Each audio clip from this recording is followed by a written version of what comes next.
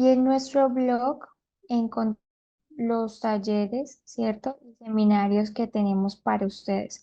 Estos talleres, precios de lanzamiento, vamos hasta el 31 de marzo, ¿cierto? Teniendo en cuenta pues que el próximo mes es de ustedes, señores contadores, estudiantes y quienes nos acompañan pues en la webinar del día de hoy. Por eso tenemos como esta promoción el 31 del próximo mes. Muy buenas tardes para cada uno de los participantes que se están conectando el día de hoy. Le damos la bienvenida a este webinar, el cual el día de hoy se trata de qué se debe tener en cuenta en los procesos de nómina. Es muy fundamental, primeramente y de antemano, decirles que para el tema de nómina se debe contar con una asesoría tanto contable como jurídica y demás áreas que se pueden incluir porque es un tema bastante arbusto con muchísimos conceptos, normas, leyes y demás que aplican para ello. Entonces se les recomienda a tener en cuenta que este tema ustedes le den la suma importancia como empresarios independientes, como contadores, como estudiantes de contaduría y demás énfasis que hayan conectados el día de hoy. Entonces, vamos a iniciar primero que todo indicándoles qué vamos a aprender el día de hoy. Primero, vamos a aprender qué es la nómina. Segundo, los tipos de salario y de vengos. Tercero, la jornada de trabajo. Cuarto, las prestaciones sociales y vacaciones. Y por último, vamos a ver lo que es la seguridad social, los aportes parafiscales y lo que hoy en día debemos cumplir ante la nómina electrónica. Y más adelante, después de todos los conceptos que vamos a aprender el día de hoy, vamos a tener en cuenta un ejemplo muy básico de todo lo que, de cada concepto lo vamos a llevar al ejemplo práctico. ¿Listo? Entonces, primero que todo, ¿qué es la nómina? La nómina es el pago mensual, quincenal o incluso semanal que el empleador debe realizar a los trabajadores que tiene vinculados mediante contrato de trabajo. Hay varios tipos de contrato de trabajo. Algunos son término fijo, a término indefinido o a término de hora o labor. Pagos que comprenden el salario, comisiones, bonificaciones, horas extra, recargos nocturnos, festivos, dominicales, descuentos, entre otros. También debemos tener en cuenta que la nómina son los conceptos como seguridad social y parafiscales que se deben pagar mensualmente ante la entidad correspondiente. Es decir, en el caso de la seguridad social, ¿ante qué entidad se debe pagar? Ante las EPS, los fondos de pensiones, cajas de compensación, ARLs, los cuales normalmente o comúnmente los hacemos por el operador de la operador Espila, llámase aportes en línea, simple, entre otros. ¿Qué es la nómina?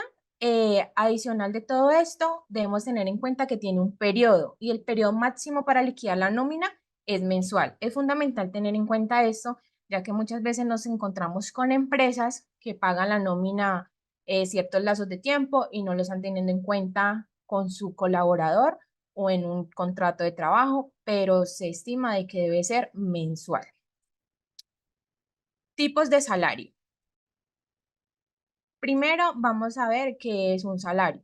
El salario es la contraprestación que recibe el trabajador por la prestación del servicio al empleador e incluye todo pago que tenga carácter remuneratorio como comisiones, horas extras, recargos, entre otros.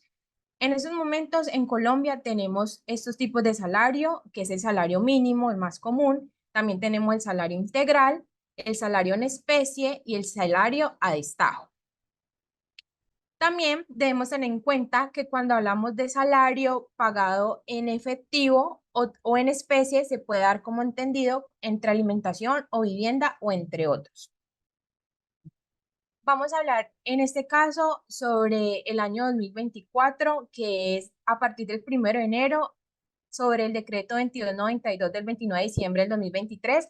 Se rigió que a partir del 1 de este año el salario quedó en 1.300.000, ¿sí? El salario mínimo diario por un día es de 43.333. Ese es lo mínimo que debe sí o sí regir cada colaborador ganar o devengar mínimamente, ¿sí? Adicional a esto, vamos a hablar sobre el salario integral. ¿Qué es un salario integral? Es un salario mensual superior a 10 salarios mínimos. Es decir, que para el año 2024 sería un factor de 13 millones de pesos. Este salario integral tiene eh, como un acuerdo entre las partes de un salario que además de retribuir el servicio prestado, compensa por anticipado el valor de prestaciones, recargos y beneficios. Esto donde lo encontramos en el artículo 132 del Código Sustantivo del Trabajo. Se le denomina integral porque en efecto integra en un solo concepto la remuneración y las prestaciones, es decir, los beneficios, los recargos, entre otros, exceptuando las vacaciones. Y también el salario integral está conformado por un factor salarial, el cual, como ya les indiqué, es hasta 10, mínimo 10 salarios mínimos, y el prestacional sería un 30% del factor salarial, es decir, 3.900.000. Ahora vamos a hablar del auxilio de transporte. Para el año 2024, el auxilio de transporte, ¿en cuánto quedó? En 162.000 pesos. ¿Qué es el auxilio de transporte? La ley 15.959 consagra el auxilio de transporte como una prestación a cargo de los empleados a favor de los trabajadores que devenguen hasta 2 salarios mínimos. Su finalidad es la de compensar una parte de los gastos del traslado del trabajador desde su residencia o domicilio hasta el sitio de trabajo. Para los trabajadores que desarrollan sus labores en la modalidad de trabajo en casa, el empleador deberá reconocer el valor del auxilio de transporte como auxilio de conectividad digital. Mediante el decreto 2293 del 29 de diciembre del 2023, la suma del auxilio de transporte que regirá a partir del 1 de enero del 2024 es de 162.000 pesos. Ahora vamos a ver y vamos a hablar un poco de la jornada de trabajo. ¿Qué es la jornada de trabajo? La jornada de trabajo es la pactada por las partes, es decir, entre empleador y empleado. Y en ausencia de ella se aplica a jornada máxima legal. Y esto se distribuye entre trabajo diurno y trabajo nocturno. ¿Cuál es el trabajo diurno? Ordinario es el que se realiza entre las 6 de la mañana a las 9 de la noche. Y el trabajo nocturno es el comprendido entre las 9 de la noche y las 6 de la mañana. Esto donde lo encontramos en el artículo 160 del Código Sustantivo del Trabajo. Entonces, rigiéndonos a partir de la jornada de trabajo, pues vamos a hablar sobre el recargo y las horas extras. ¿Cuáles son las horas extras? Son aquellas que se elaboran luego de culminada la jornada laboral ordinaria, es decir, que son adicionales a ella. Si yo trabajo de 8 a 6 y cumplí mi horario de las horas correspondientes que me indica mi empleador, es decir, que después de las 6 ya sería una hora extra, diurna. Pero si yo ya trabajo después de las 9 ya se consideraría nocturna, ¿sí? ¿Cuáles son las horas extras dominicales y festivas? El trabajo dominical y festivo es cuando el trabajador labora en esos días que son días de descanso remunerado.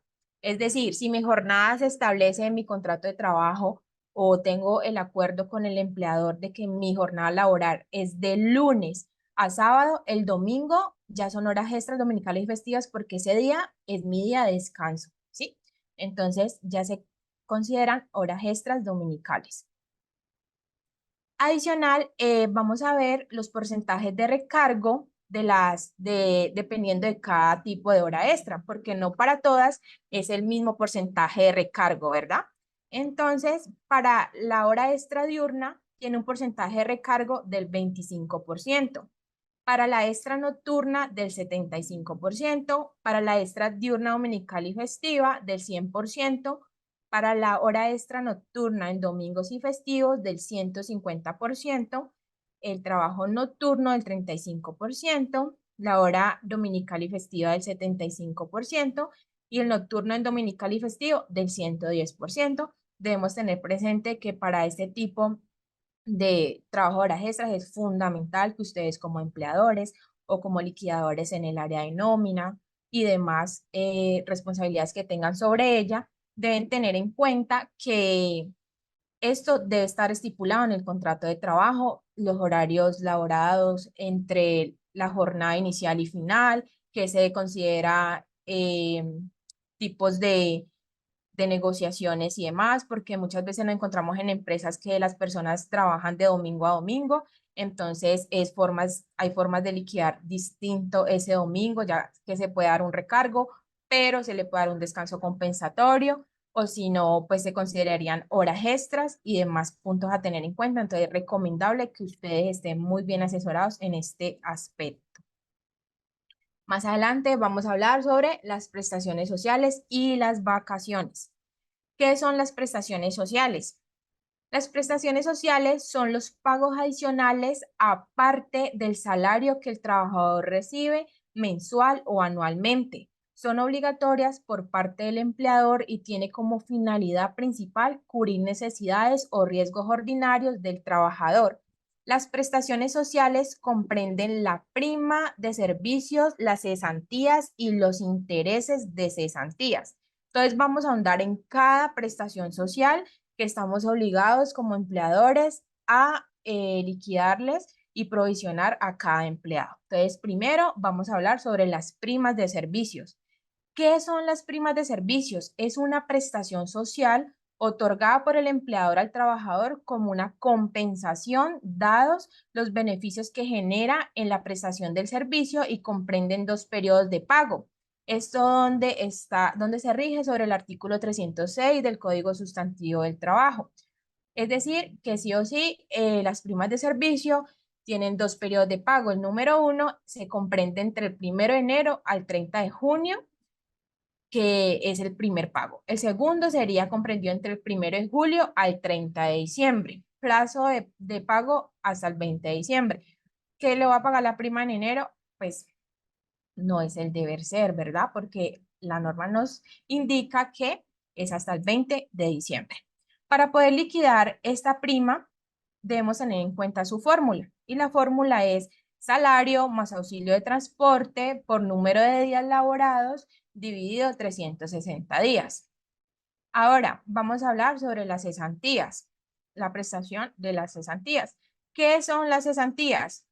Son una prestación social regulada por el artículo 249 del Código Sustantivo del Trabajo y tiene como finalidad otorgar un auxilio al trabajador en periodos de desempleo, aunque también puede disponerse para la adquisición de vivienda o estudios de educación superior. Es decir, que las cesantías deben ser liquidadas anualmente con base en el IBC, o sea, en el ingreso del periodo comprendido entre el 1 de enero al 31 de diciembre de cada año. Una vez liquidadas, deben ser consignadas en el fondo de cesantías elegido por el trabajador a más tardar el 14 de febrero del siguiente año. ¿Sí? Si el contrato de trabajo termina antes de esta última fecha y el empleador no ha realizado la consignación, debe pagar el valor de las cesantías directamente al trabajador.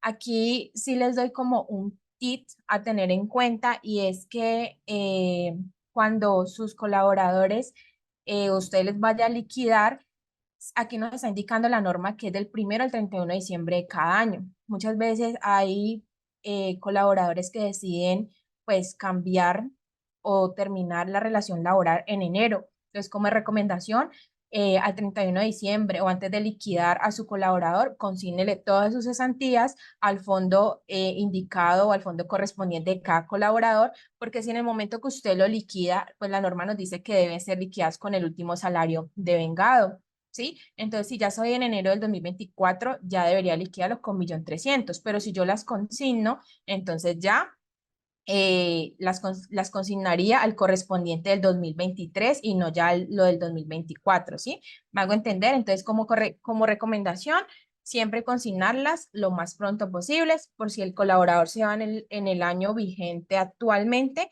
pues ustedes no tengan que hacer como ese ajuste salarial que siempre sería bastante alto.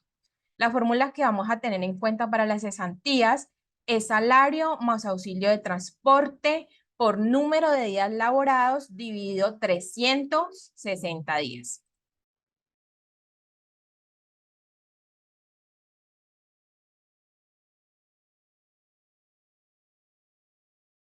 ¿Sí? Ahora vamos a hablar sobre la siguiente prestación, que son los intereses de cesantía. Y los intereses de cesantías, ¿qué son? Son los correspondientes al 12% anual o proporcional sobre los saldos que tenga el trabajador por concepto de cesantías y el empleador debe pagarlos a más tardar el 30 de enero del siguiente año o en la fecha del retiro del trabajador. Para eso tenemos la siguiente fórmula, la cual es valor de las cesantías por días trabajados por el 12% dividido 360 días. Ahora vamos a hablar sobre las vacaciones. Las vacaciones son el derecho que tiene todo trabajador dependiente a disfrutar de un tiempo de descanso remunerado equivalente a 15 días hábiles tras haber prestado sus servicios durante un año. El artículo 192 del Código Sustantivo del Trabajo establece que las vacaciones deben ser remuneradas con el salario ordinario que devenga el trabajador el día en que comiencen a disfrutarlas. Y para esto vamos a tener la siguiente fórmula, que es el salario por número de días trabajados dividido 720 días. Continuamos con la seguridad social y los aportes para fiscales.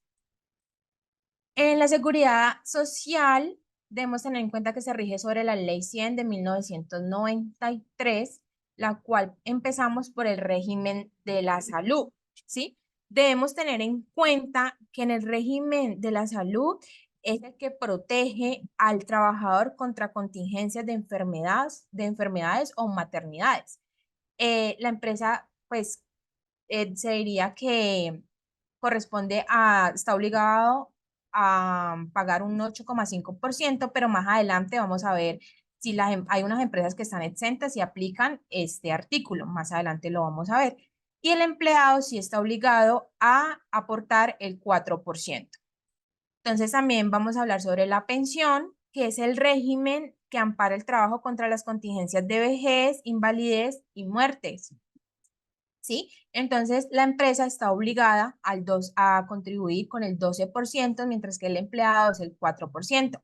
También sobre este régimen de pensión hay un 4% que se debe pagar adicional todos los colaboradores que vengan más de 4 salarios mínimos legales vigentes. Si hay un colaborador en su empresa que venga más de 4 salarios mínimos legales vigentes, usted debe descontarle el 1% para ser contribuido al Fondo de Solidaridad.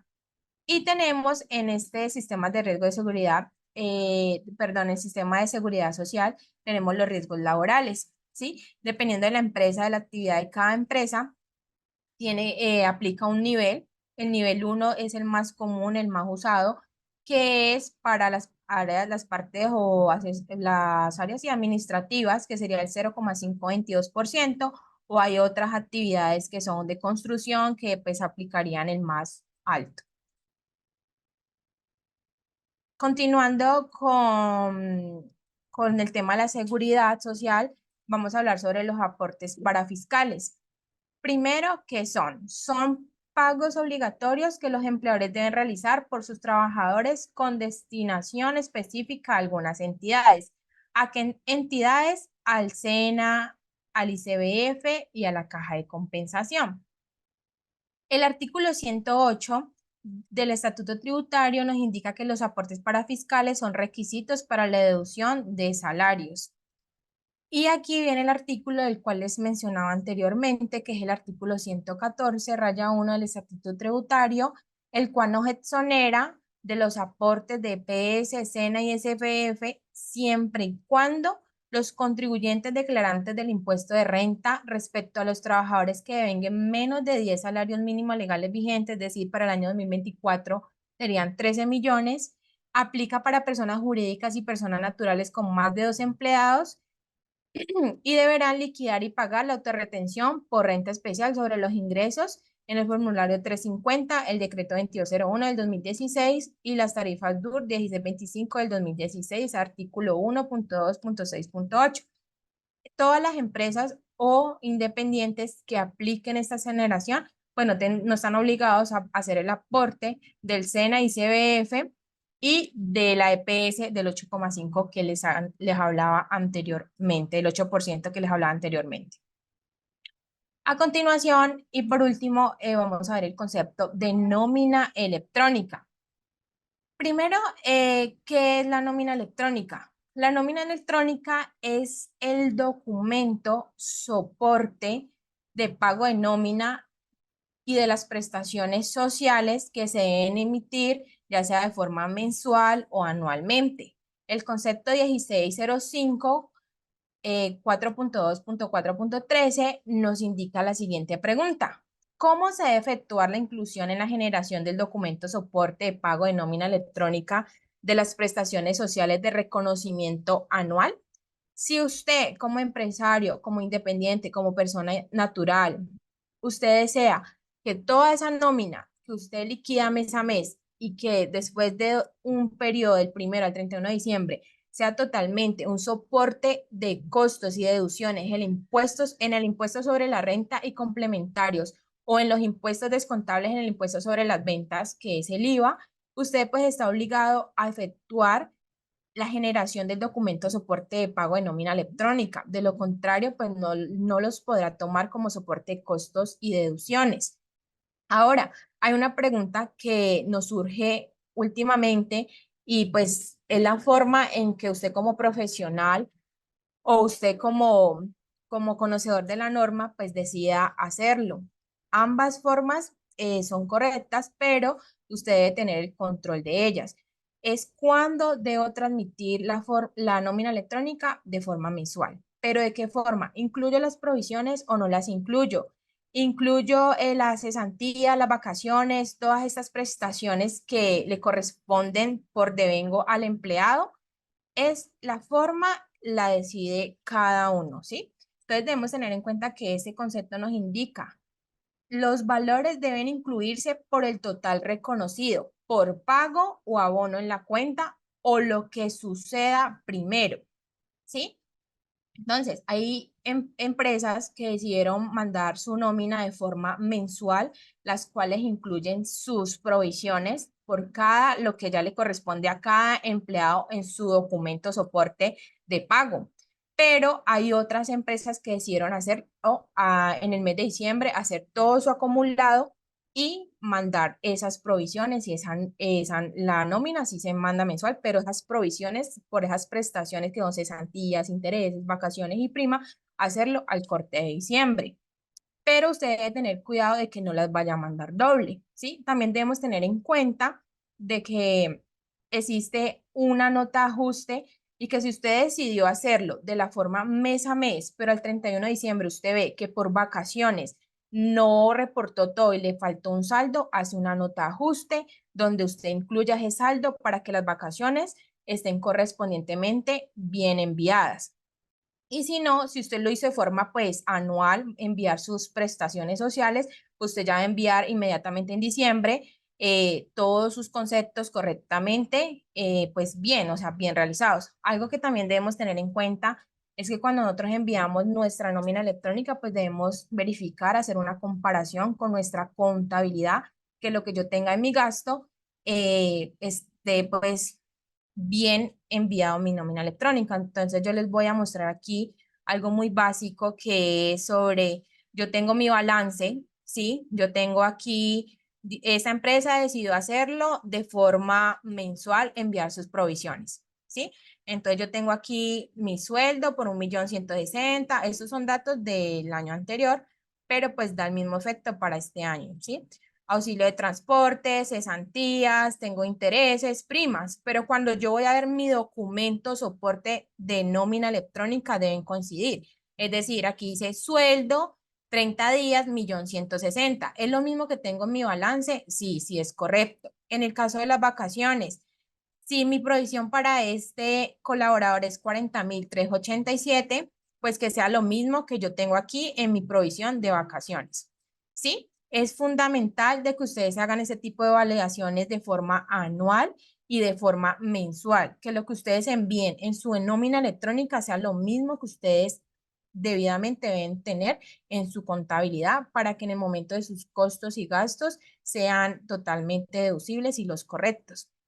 ¿Listo? Entonces, adicional a eso, vamos a hacer un ejemplo correspondiente pues a los conceptos anteriores, muy básico por temas de tiempo, pero los vamos a hacer muy básicos, ¿sí? Entonces, aquí tenemos una nómina, la cual vamos a tener unos empleados, vamos a tener a estos dos empleados, que es Juliana y a Mariana. Debemos tener pues los datos básicos actualizados, el auxilio de transporte y pues demás ingresos que tenga cada colaborador.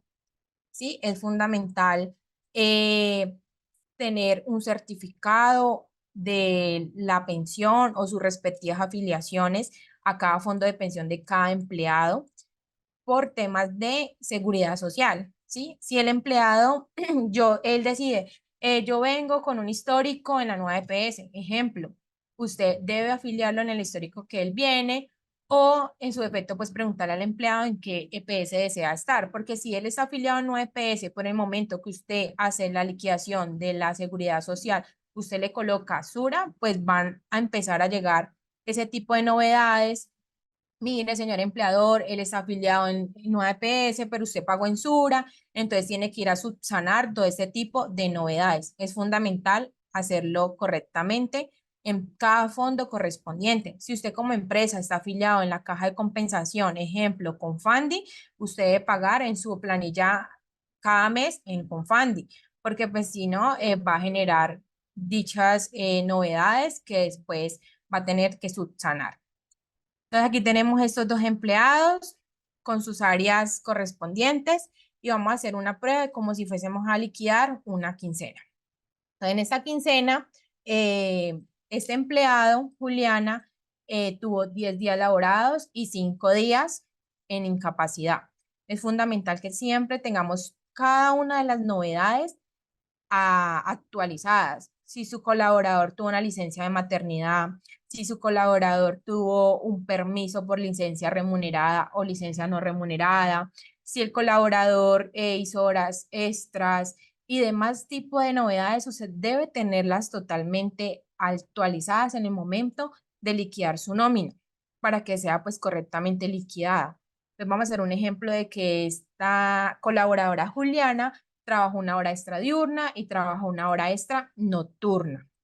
No tuvo más ingresos, sus deducciones corresponden a salud y a pensión, el 4% de sus ingresos, y le da un neto a pagar de 667.000 pesos. Lo mismo va a pasar en su nómina de la segunda quincena, colocan las novedades correspondientes como recomendación.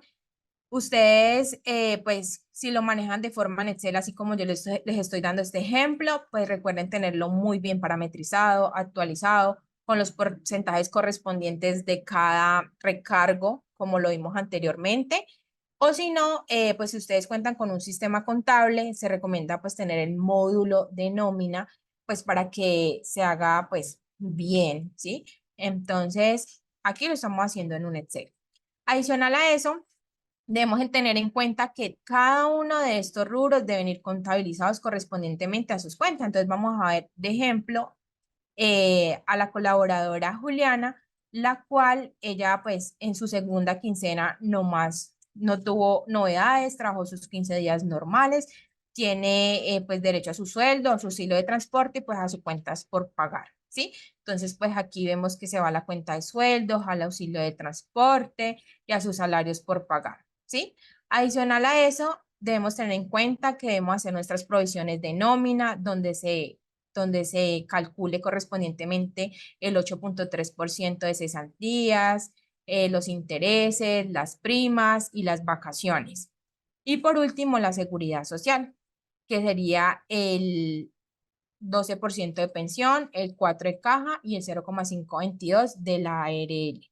¿Sí? Tener en cuenta de que pues las provisiones deben quedar debidamente contabilizadas con sus cuentas por pagar a cada colaborador y pues la seguridad social debe quedar correspondientemente contabilizada, pero también montada en su operador pila para que usted haga la respectiva cancelación de estos aportes. Entonces, eso es lo que queríamos el día de hoy tener en el webinar, en este concepto de conceptos básicos para tener en cuenta en nómina. Si alguna pregunta, observación o demás, aquí, pues esto sería todo por hoy. Quedo al pendiente. Muchas gracias. Muchas gracias, Verónica, por nuestra explicación del día de hoy. Estoy aquí atenta al chat. Si tienen alguna pregunta, estamos aquí para resolvérselas y con mucho gusto nuestra consultora las atenderá. Entonces estamos aquí. Si hay alguien que desea hacer alguna pregunta, puede escribirnos inmediatamente al chat. Bueno, aquí hay una personita levantó la mano. Eh,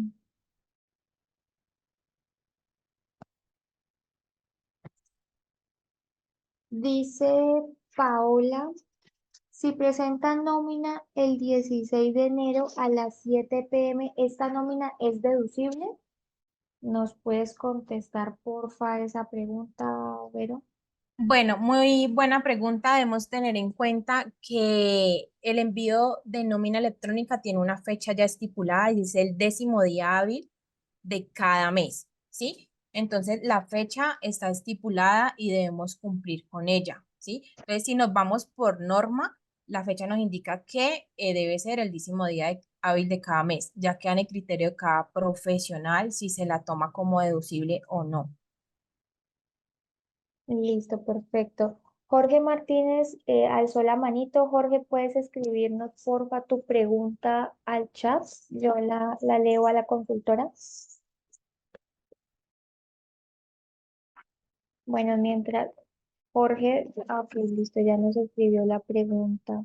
Dice, ¿cómo se liquidan las prestaciones sociales por días a una empleada del servicio doméstico que trabaja 2 días a la semana? Bueno, debemos tener en cuenta que las prestadoras de servicio doméstico tienen algunos beneficios, por decirlo así, ante la norma, pero se deben calcular proporcionalmente al tiempo del trabajo pues, realizado, ¿sí? Entonces, digamos, si fueron 3 meses, pues a lo proporcional de esos días. Entonces, en el ejemplo de unas primas. Si la trabajadora remunerada del hogar labora por días, se debe calcular sobre los días trabajados en el semestre, ¿sí? Entonces siempre debe ser proporcional. Listo, muchas gracias, Vero. Eh, dice Paola nuevamente, ¿puedo hacer un cambio en una nómina de julio del año pasado? De julio del año pasado con un ajuste y tomarme como deducible, digámoslo, en marzo. Bueno, repitamos la pregunta. ¿Puedo hacer un cambio en una nómina de julio del año pasado con una de ajuste, con una nota de ajuste, supongo, Ajá, y sí, tomármelo como deducible en en marzo, marzo del siguiente año? en Pues marzo. Ujú, sí, sería en marzo del siguiente año. Pues sí se puede hacer la nota de ajuste porque para eso son y sí te lo podrías tomar pues siempre y cuando el valor sea mucho mayor, ¿no? Entonces digamos si, ejemplo, el salario era del año 12 millones en el año 2023, pero en la nota de ajuste hay un diferencial para el próximo año, sí, porque pues la norma nos dice que te tomas lo correspondiente en un periodo del 1 al 31 de diciembre.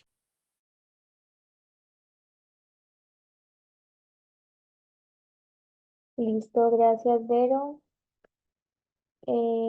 Acá hay otra pregunta. Dice, si presento la nómina electrónica y luego revisando me doy cuenta que el valor en la contabilidad es diferente a lo que aparece, a lo que aparece. en la plataforma de la DIAN por cambios que realizó el operador tecnológico sin avisarnos. ¿Qué valores debo de tomar como deducible? ¿Lo que aparece en la DIAN o lo que el auxiliar que tengo de soporte en la plataforma del proveedor tecnológico?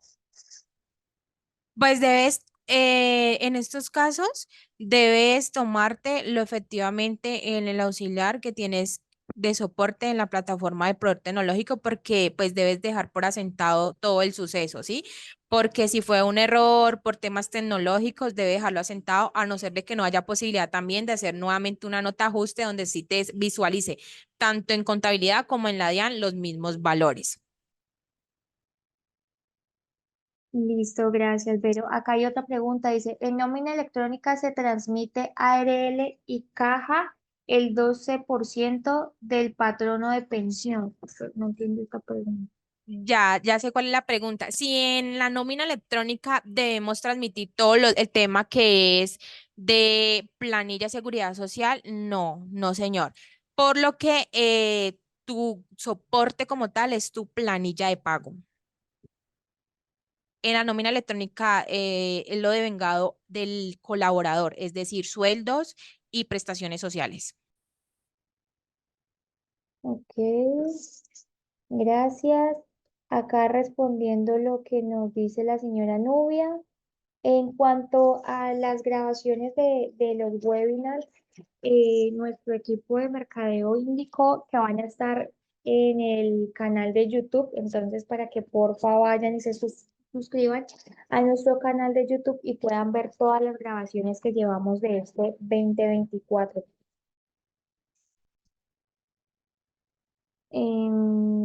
Bueno, pero no hay más preguntas, yo creo que eso era todo. Bueno, muchas gracias a Quiero todos.